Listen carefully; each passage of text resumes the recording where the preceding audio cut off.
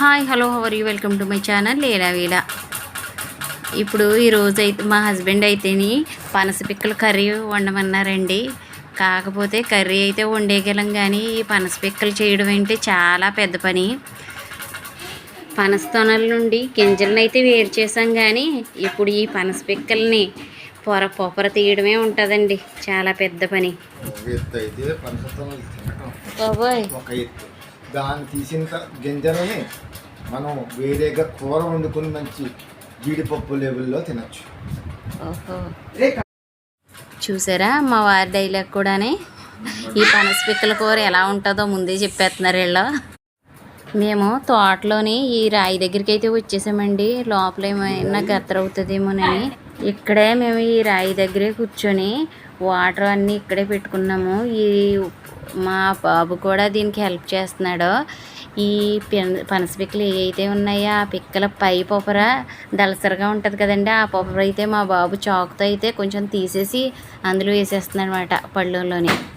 ఈ పళ్ళల్లో వేసిన ప్రతి పిక్కది పై పొపర నేను రాడికెట్టి పామి దాన్ని కడిగేసి ఆ ప్లేట్లో అయితే వేస్తున్నాను. పనస పిక్క లోపల పొర బ్లాక్గా ఉంటుంది కదండి, ఆ బ్లాక్ పొర అయితే పోవాలి. ఆ బ్లాక్ పొర పోయిన తర్వాత వైట్ లేయర్ అనేది వస్తుంది కదా, మనం అప్పుడు ఆ పనస పిక్క క్లీన్ అయినట్టు మాట. పొరపాటున బ్లాక్ అన్నాను కదండి, బ్రౌన్ కలర్లో ఉంది కదండి ఆ పొరే. అయితే ఆ పొర ఉంటే కర్రీ అనేది బ్లాక్ కలర్లో ఉంటుంది. తినడానికి మనకి చూడడానికి పెద్ద ఇబ్బందిగా అనిపిస్తుంది, కొద్ది లైట్గా వాసన కూడా వస్తుందండి. అందుకే మనం ఆ పొర పోయేంత వరకు క్లీన్ చేసుకోవాల్సి వస్తుంది.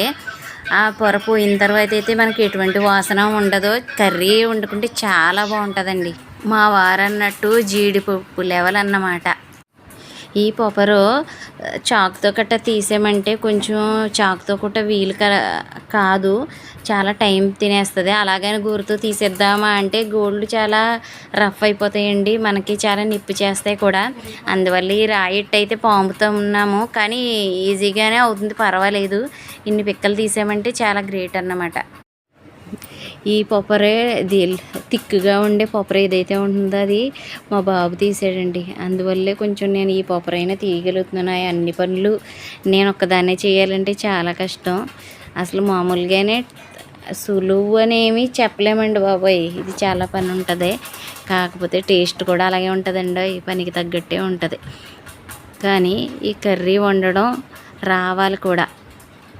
ఈ కర్రీ కుక్ చేయడం కొంచెం వస్తేనే ఇది అయితే కుదురుతుందండి, లేకపోతే కొంచెం వాసన కూడా వచ్చే అవకాశం ఉంటుంది కర్రీ. అయితే ఈ పిక్కల్ని చాలామంది ఉడకబెట్టుకొని కూడా పొపర తీసుకుంటారు, కానీ నాకు అలాగా తీసి వండిదైతే నాకు నచ్చదు. అందుకే నేను ఈ విధంగా చేసి వండితేనే కర్రీ అయితే చాలా టేస్ట్గా ఉంటుందండి. మా వారు తెచ్చిన పనసకాయ అయితే మాత్రం 2 రోజులు తిన్నాం, కానీ ఈ కూర అయితే ఒక్కరోజే తింటా, కానీ ఒక పూట పని చెప్తుంది. ఇప్పుడు ఈ పనస పిక్కలన్నీ కూడా నేను బాగు చేయలేను. ఇందులో సగం మాత్రమే చేసి కర్రీ అయితే వండుతాను, మిగతా సగం ఉంచుతాను. అంటే ఫ్రెష్గా అప్పటికప్పుడు వండుకుంటేనే అది పొపర కూడా మనకి సులువుగా వస్తుంది. కానీ తర్వాత వండే పరిస్థితి ఎలా ఉంటుందో మరి. ఈ కర్రీకి ఎంత పని చెప్పినా కానీ మా వారి కోసం తప్పదు కదండి. ఈ పొపర గీకుతున్నప్పుడు ఈ పనస పిక్క కూడా 2 ముక్కల కింద అయిపోతూ ఉంటుంది, అయినా కానీ తీస్తున్నాను. మీకు చివరిని కూడా ఈ పనస పిక్కలు ఎన్ని అయితే నేను బాగు చేశాను అవి మీకు చివరిలో అన్ని పిక్కలు మీకు చూపిస్తాను ఇందులోని. మీరేమి కంగారు పడకండి, లాస్ట్ వరకు అయితే ఈ వీడియో అయితే చూడండి. ఈ పనస పిక్కల్లో ఎక్కువ మొత్తంలో విటమిన్లు, మినరల్స్, కార్బోహైడ్రేట్స్ ఎక్కువ క్వాంటిటీలో ఉంటాయండి. అందువల్ల ఇది ఆరోగ్యానికి చాలా మంచిది. అలాగని ఎక్కువగా కూడా తీసుకోకూడదు. ఇదనే కాదండి, ఏదైనా సరే ఎక్కువ మోతాదులో ఒకేసారి తీసుకోకూడదు. క్వాంటిటీ లెవెల్లో తీసుకోవాలి. అప్పుడు మాత్రమే మనకి హెల్త్ బెనిఫిట్స్ అయితే ఉంటాయి. ఎక్కువ క్వాంటిటీలో ఏది తీసుకున్నా సరే మనకి అవసరాన్ని మించిన విటమిన్లు చేరిన ఊబకాయం లాంటివి వచ్చే అవకాశం ఉంటుంది. అలాగే హెల్త్ ఇష్యూస్ కూడా వస్తూ ఉంటాయి. అందుకే లిమిటెడ్గా ఎంత క్వాంటిటీ అయితే మన శరీరానికి ఎంత క్వాంటిటీ అయితే అవసరమో అంత మాత్రమే తీసుకోవాలి. అన్నీ తీసుకోవాలి. ఈ కర్రీ అయితే ఎలా వండాలి అనేది నెక్స్ట్ ఈసారి వీడియోలో అయితే ఏమి చేయలేను, కానీ నెక్స్ట్ మరొకసారి ట్రై చేసినప్పుడు చేస్తాను. ఈరోజు ఇవి చేయడమే చాలా పెద్ద పని అవుతుంది. మినిమం ½ an hour అన్నా పట్టేస్తుంది ఇవి చేయడానికి. అందుకే నేను ఇవి చేస్తూ ఉండగానే మీకు కర్రీ అనేది ఎలా వండాలో అనేది మీకు ఎక్స్ప్లెయిన్ చేసేస్తాను. మీకు నచ్చితే ట్రై చేయండి, లేకపోతే లేదు. ఒకసారి అంటే చూడండి నా ప్రాసెస్ అనేది. ఈ కర్రీకి కావలసిన ఇంగ్రీడియంట్స్ ఉల్లిపాయ, పచ్చిమిరపకాయలు కావాలండి, కరివేపాకు, టమాటా అనేవి మనం కోసి సిద్ధం చేసుకోవాలి, పక్కన పెట్టుకోవాలి. నెక్స్ట్ ఈ పనస పిక్కలు ఏవైతే ఉంటాయో అవి క్లీన్ చేసేసుకొని శుభ్రంగా కడిగేసి చిన్న చిన్న ముక్కల కింద కోసి కూడా పక్కన పెట్టుకోవాలి. ఈ తర్వాత మసాలా కూడా ఏం తీసుకోవాలంటే ధనియాలు, జీలకర్ర, అల్లం, వెల్లుల్లి, దాల్చిన చెక్క, ఒక యాలక్కాయ తీసుకోవాలండి. అది మాత్రం మిక్సీ మాత్రం పట్టేసుకొని ఉంచుకొని పక్కన పెట్టుకోవాలి. ఇప్పుడు ఒక కడాయి తీసుకొని అందులో ఈ బాగు చేసుకున్న పనస పిక్కలు ఏవైతే ఉన్నాయో అవి ఆయిల్లో బాగా వేయించుకోవాలండి. కలర్ లైట్గా చేంజ్ అయ్యేంత వరకు వేయించుకోవాలి. ఆ వేయించుకున్న పనస పిక్కలు బాగా వేగిన తర్వాత గోల్డెన్ కలర్లో వస్తాయి కదా, ఆ గోల్డెన్ కలర్లో వచ్చిన తర్వాత అందులో మనం తరిగి పక్కన పెట్టుకున్న ఉల్లిపాయ, పచ్చిమిరపకాయ ఏవైతే ఉన్నాయో అవి ఆ కడాయిలో వేయించాలండి. అంటే అదే కడాయి వేరేగా కాదు, ఆ పనస పిక్కలు గోల్డెన్ కలర్లో వచ్చాక వాటితో పాటు ఉల్లిపాయలు వేసేయాలన్నమాట. ఇవి కూడా బాగా ఉల్లిపాయ, పచ్చిమిరపకాయ అవి కూడా బాగా వేగుతూ ఉంటాయి. ఈ ఉల్లిపాయ ముక్కలతో పాటు ఈ పనస పిక్కలు ఏవైతే ఉన్నాయో అవి కూడా వీటితో పాటు కొంచెం మగ్గుతాయండి, కొంచెం మెత్తబడతాయి అన్నమాట. వేగున్న దాని మీద కొంచెం మెత్తబడతాయి. ఈలోపు ఈ ఉల్లిపాయ, పచ్చిమిరపకాయ అనేది ఏగుతుంది, ఈ ఆయిల్లో ఎగుతుంది. ఈ ఆయిల్లో ఎగుతూ ఉండగా మనం ఏం చేస్తామంటే కొంచెం ఇవి కూడా గోల్డెన్ కలర్ వచ్చేంత వరకు చూడాలి. ఆ తర్వాత టమాటాలు ఏవైతే పక్కన పెట్టుకున్నాం కదా ఆ టమాటా ముక్కలు కూడా అందులో వేసుకోవాలండి. అవి కూడా వేసి బాగా వేగిన తర్వాత మనం అందులో కొద్దిగా ఉప్పు, కొద్దిగా 1 స్పూన్ కారం, కొంచెం పసుపు వేసుకోవాలండి. దానితో పాటే 2 స్పూన్ల మసాలా వేసుకోవాలి. మనం ఏదైతే ఇందాక ఇంగ్రీడియంట్స్ చెప్పుకున్నాం కదా అదే మసాలా మిక్సీ పట్టి మనం ఆ మసాలా 2 స్పూన్ల వరకు వేసుకోవాలి. ఇలా మసాలా అయితే వేసుకున్నాం కదా, వేసుకున్న తర్వాత ఇవన్నీ కలిపేద్దాం అనుకుంటారేమో. ఉప్పు, కారం, పసుపు, మసాలా వేసుకోవాలని చెప్పానని శుభ్రంగా కలిపేసి మూత పెట్టేద్దాం అనుకున్నారేమో. కాదు, అలా వేసుకొని తర్వాత ఒక మూత పెట్టేసి ఒక 5 నిమిషాలన్నా అలా ఉంచాలండి. ఆ ఆవిరికి ఆ మసాలా అయితే కొంచెం అందులో స్ప్రెడ్ అవుతుంది అన్నమాట. అప్పుడు వచ్చి ఫ్లేవర్ వేరు. మీరు కంగారు పడకండి, పూర్తిగా వినండి. ఈ 5 నిమిషాలు అయిపోయిన తర్వాత ఆ డిష్ మూత అయితే తీసి బాగా అది మసాలా, కారం, ఉప్పు, పసుపు ఏదైతే ఉన్నాయో బాగా కలపాలండి. ఆ పిక్కలు కూడా వేస్తాం కదా, వాటితో పాటు పిక్కలు కూడా ఉన్నాయి కదా, ఇవన్నీ అందులో ఉన్న పిక్కలతో పాటు ఈ మసాలా అవన్నీ పడతాయి కదా, అందువల్ల అది బాగా కలిపి ఒకసారి మళ్ళీ ఇంకొక 5 నిమిషాలు మూత పెట్టి ఉంచాలి. 5 నిమిషాలు 10 నిమిషాలన్నా పడుతుంది. ఆ తర్వాత ఆ 10 నిమిషాలు అయిన తర్వాత ఆ డిష్ మూత తీసి కొంచెం వాటర్ కూడా వేసి బాగా కలిపి సిమ్లో పెట్టి ఉంచాల్సి వస్తుంది. అంతేనండి, గుమగుమలాడే పనస పిక్కల కూర మీకు రెడీ అయినట్టే. కాసేపు ఆగి మూత తీసి మీరు కర్రీ అయితే సర్వ్ చేసుకోవాలన్నమాట. కొత్తిమీర ఉన్న వాళ్ళు కొత్తిమీర కూడా వేసుకోవచ్చు. రుచి అయితే చాలా బాగుంటుంది. ఒకసారి మీరు ట్రై చేసి చూడండి. సరే.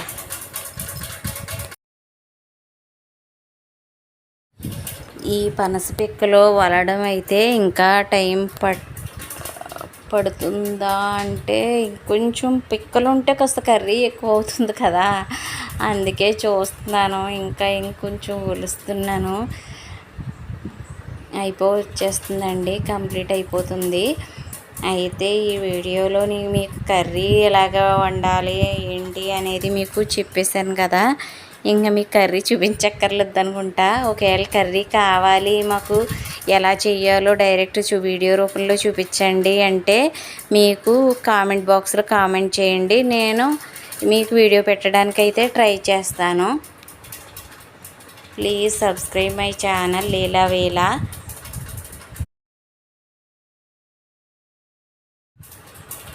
పాపమండి మా పిల్లడు మగ పిల్లడు అన్న తేడా లేకుండా నాకు ఎంత హెల్ప్ చేస్తున్నాడో. ఇంకా మన పిల్లలు కదా, వాళ్ళకి మనం కృతజ్ఞత అనేది ఏం చెప్పుకుంటాం, చెప్పకూడదు కదా.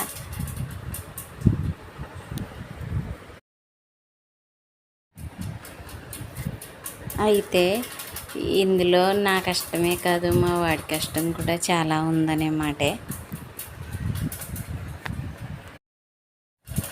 అసలు మా వాడికి ఆడుకోవడం అంటే చాలా ఇష్టం. కానీ పాపం ఇక్కడ వంట దగ్గర అయితే కూర్చోబెట్టేసాను. ఈ పిక్కల వలసి దగ్గర అయితేనే వాడిని ఆడుకోనివ్వకుండానే.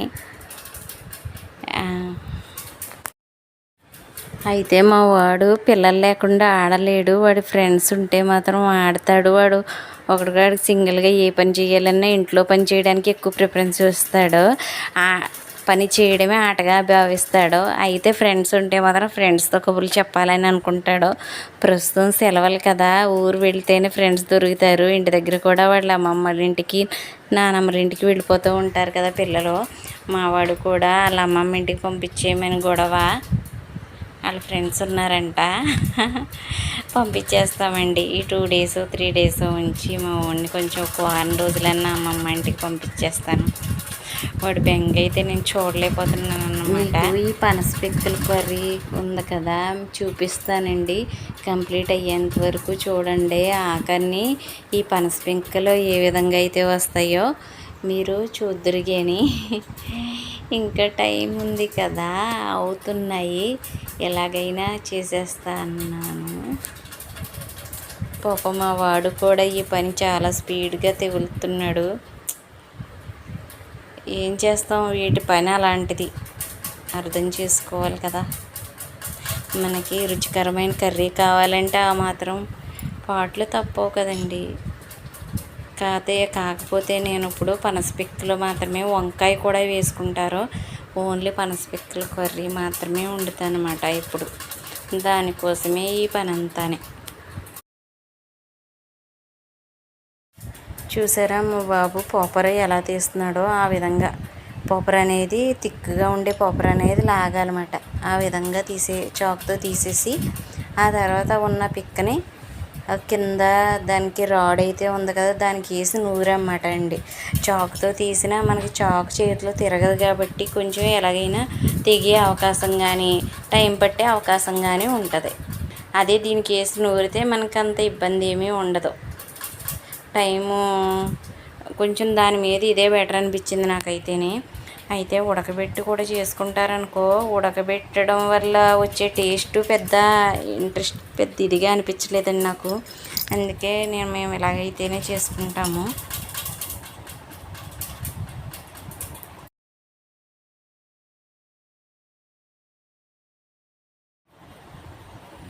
కానీ కర్రీ అయితే మామూలుగా మనం యావరేజ్గా పావుగంట నుంచి 1.5 అవర్లో కర్రీ వండేసుకోవచ్చు మనం, ఏ కర్రీ అయినా కానీ ఈ పనస పిక్కల కర్రీకి అయితే మాత్రం మనం ఈ చేయడం అంతానే ఒక అరగంట గంట ఇలాగా తినేస్తుంది. కానీ కర్రీ వండడం అంటే ఒక పూట మొత్తం ఇంచుమించు మనకు కర్రీ వండుకోవడమే సరిపోద్ది అన్నమాట. అయినా తప్పదు కదా మరి. ఈ సీజన్లో ఇప్పుడు కూరగాయల ఖర్చు కూడా ఎక్కువగానే ఉంది. అందులో ఇది వన్ ఆఫ్ ది పార్ట్ ఖర్చు కలిసి వస్తుంది అన్నమాట. ఈ పిక్కలు పడేసుకుంటే ఇంకో కూర కొనుక్కొని వండుకోవాలి. ఎలాగైనా ఖర్చు అవుతుంది కదా. కాకపోతే టైం స్పెండ్ చేస్తాం, దానికి మనీ స్పెండ్ చేస్తాం అన్నమాట కూరగాయలు కావాలి అంటే. ఈ పిక్కలు అయితే అయిపోవచ్చినాయి, ఇంకా ఆఫ్ చేసేస్తామండి. అయిపోతున్నాయి అన్నమాట. లాస్ట్కి వచ్చేసాము. ఇంకా ఈ కొన్ని ఉన్నాయి, ఈ 2-3 పిక్కలు ఉన్నాయి, ఒలిసేస్తున్నాను. చూడండి, మీకు ఫైనల్గా అయితే చూపిస్తాను. మీరేమో ఆఖరి వరకు ఎండింగ్ వరకు చూడండి. మీకు లాస్ట్లో ఈ పిక్కలు అయితే నేను ఎన్నైతే చేశానో 1/2 అవర్ టైం పట్టిందండి. మీ ఎవరికైనా మా వీడియోస్ నచ్చినట్లయితే ప్లీజ్ సబ్స్క్రైబ్ మై ఛానల్ లీలా వేలా. మీకేమన్నా వీడియోస్ కావాలి, ఏ టాపిక్ పైన కావాలి అంటే మాత్రం కామెంట్ బాక్స్లో కామెంట్ పెట్టండి. నేను క్లాసెస్ కూడా చెప్పగలనండి, సబ్జెక్ట్ వైజ్ క్లాసెస్ కూడాని.